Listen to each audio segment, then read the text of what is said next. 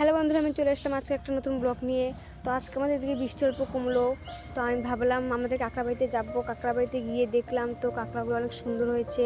তো আমি গিয়ে ভাবলাম যে আজকে আমি কাঁকড়া বাড়িতে একটা ব্লগ বানাবো। তো সবাই দেখো, কাঁকড়া বাড়ি দেখতে কিন্তু খুব সুন্দর হয়, কিন্তু অনেক পরিশ্রম করতে হয়। পরিশ্রম করলে তারপর এরকম সুন্দর সুন্দর কাঁকড়া হয়। তো কাঁকড়া কীভাবে হয় এটা আমি তোমাদের সঙ্গে আজকে শেয়ার করবো। তো কাঁকড়া করার জন্য প্রথমে এরকম একটা মোলাম হয়। তো এই মোলামটা 1-1.5 মাস পরে গাছ বের হয়। তারপর শুকাতে লাগে, অনেক কাজ করতে লাগে। তো দেখো, কাঁকড়াগুলো কিন্তু ছোটোর থেকে অল্প বড় হচ্ছে। তো কাঁকড়া বড় হতে প্রায় 6-7 দিন লাগে।